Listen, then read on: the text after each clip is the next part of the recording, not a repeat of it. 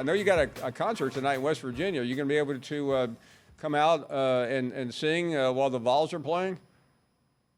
Yeah, you know what? I've had experience with this in the past. So I was playing with Thomas Rhett, our last show of the tour, the same night Alabama Tennessee game when Tennessee finally won in Neyland, and I had to walk on stage like right as that final drive. Alabama was going down to kick the field goal to win in the fourth quarter. They ended up missing it, but I watched the stage. I watched from stage through like a box in one of the arenas. So I kind of had my eyes set up there while I was performing. So I'm used to having to watch Tennessee games on stage, and I'm sure we'll figure it out tonight. Connor, that's only one of the more epic moments in recent college football history when that field goal went. I mean, I don't know how. I mean, listen. I mean, it's not like you're doing what I do, where you can look around and stumble. I mean, you're singing a song. How were you able to hold yourself together? Well, it's funny, at this point, we kind of built the entire career around being a Tennessee fan. And so all of my fans know where my heart lies. So when I walked out that night in the pit, this is like right before Alabama misses the field goal and then Tennessee drives back down to kick it. And so I walk on stage. I'm pretty frustrated in my head because the game was like 4 hours and we didn't make the cut. But I walked on stage. About 6 or 7 fans in the pit had their phones with the live stream for me to watch. And so that's how you know you have a good fan base. Well, I heard about you a couple of years ago. I had a reporter call me and asked me what I thought of this new song, "I Hate Alabama," and I said, "Hold on a second, let me listen to it." You've been in Nashville for a long time. You grew up. Your mom was in the industry, and I want to talk about that in a minute. But this song really did. I mean, to say it went viral would be an understatement. Yeah, it's funny, man. That song changed my life in a lot of ways. I grew up in Nashville. I grew up a songwriter. Grew up dreaming. I was always baseball and country music, and so I always just dreamed about writing songs. I started my career, and had put out a couple songs. And someone had sent me. It's the only song I've ever recorded I didn't write, but someone had sent it to me. A song called "I Hate Alabama," and it was just right up everything I was trying to say. We recorded it, but I was so new into my record deal that I was like, I don't know how to tell my record label that I'm gonna hate a whole state already. 3 songs into this career. And so I just had my older brother shoot a video in my parents' garage.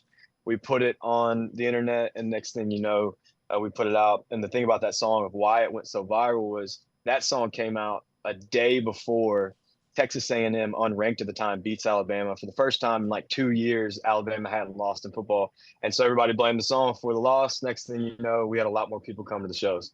So, I mean, listen, we can go back in history with Leonard Skinner and Neil Young going back in the 70s with Sweet Home Alabama. But my question is, and I'll get back to the regularly scheduled interview in a minute, but have you played in Alabama and have you done that song? It's funny, Paul. They love it more there than anywhere. We have played 4 or 5 shows in Tuscaloosa. It's one of our biggest shows every year because every girl at Alabama is just like, "Hey, this song's about me." So it really helps.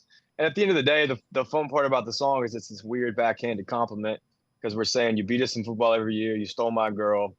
So Alabama, I guess, gets the win at the end of the day.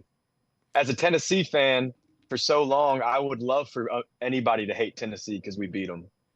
Yeah, that game, I realize it was an epic game, and Josh Heupel is living off of it to this day, and so is Hendon Hooker. But it did upset the apple cart a little bit in terms of the chip on Tennessee's shoulder, didn't it? You know what?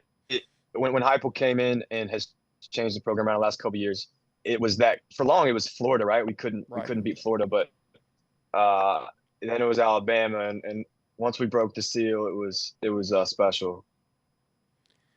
And again, one of the I mean, I don't know what there is about Tennessee, but I mean, Megan Maroney had a hit about Tennessee, and she's a Georgia fan. There must be something magical about writing a country song about Neyland.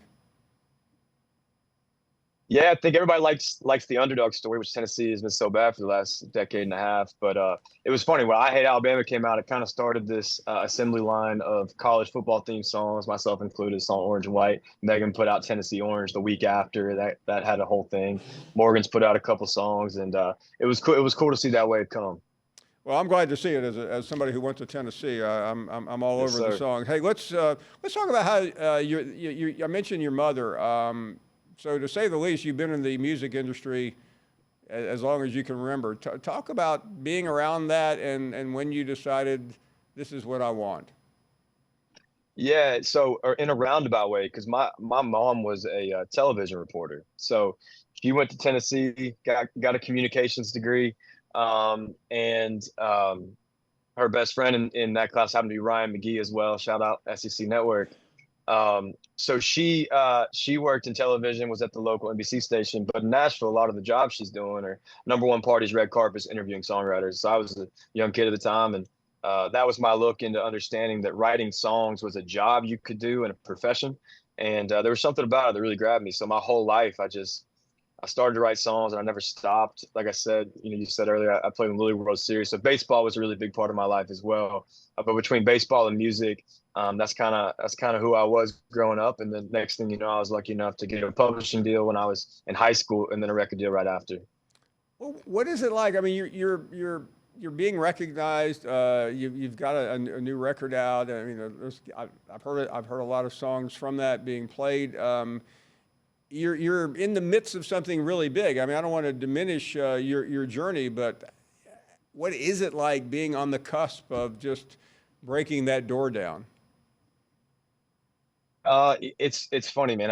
I think being in this industry, it's such a dream come true. It's also such a labor of love, and just every day you just try to plant good seeds and hope people connect to it. But I've been really fortunate to have amazing people around me. And at the end of the day, my heart is just to write great country music and connect with people. And that's what these songs have done. And so, it's crazy to see how far the dreams come. Sitting here on the Paul Feinbaum show in my tour bus about to play a show in West Virginia, that is everything that I dreamed of as a kid. So I feel really really lucky, but also just making sure that we're just working hard and trying to stay true to who I am and as a songwriter and as an artist. I love the idea of putting a song together because I think too often people put country in particular, Connor, in a box. But take us through the process. You were a songwriter. Now you're singing your own songs. How does it work? How does it start? That's the best part is you kind of get to start from scratch. So I mean, if you were to steal my phone, I have a Google Docs document of song ideas that is about 3,000 random titles long, right? And so a lot of days you show up in a writer's room with a couple people, and they're all professional songwriters and buddies, and they're all the guys you hear writing all the songs on country radio.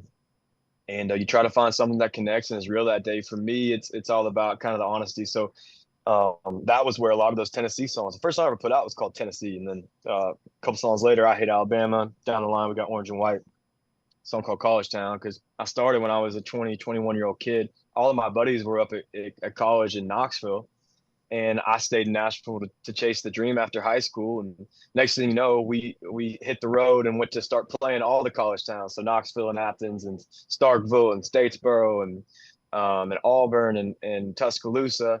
And so that was my college experience. And so a lot of the songs I was writing were from that perspective. And then Smoky Mountains, this debut album came out, and the title track Smoky Mountains is really kind of this ode to home for me, which is a state that I love, and it shapes so much of who I am. And so as a songwriter, you're always trying to find something that's new and different, but also so true and genuine to you, and something that can connect with fans on a really personal way. Connor, as you're doing the song, as you're writing a song, you're obviously trying to fit that into a group of other songs. Because not always, but I mean there are theme albums. But Yeah. how often? I mean, are you thinking about that versus, hey, listen, I'm going to be on tour. This song will bring the house down on a Friday night in West Virginia. It's funny when you go from a songwriter to an artist, and you get on a stage, and you've got an hour and a half to entertain a crowd. You learn really quickly what works and what doesn't. And so I think that changes your entire perspective. look at a song like "Creep Will Rise," which became kind of my first big hit and on country radio. And that was the song I wrote because I was like, man, I'm doing Country Girl Shaking for Me and She's Country Every Night by Al Dean and Luke Bryan. And it's the wildest part of my set. So I got to figure out a way for an original song of mine to get the crowd rocking like that. And so you're always trying to find that balance. But at the end of the day, the whole reason that we do this job, write these songs, is for those moments live with the crowd where you can get in a room with people who have heard your music, heard your voice come through their radio or through their phone, and have connected with you and with the song and made it a part of their world. So that's kind of the whole idea and goal every time you try to write a song.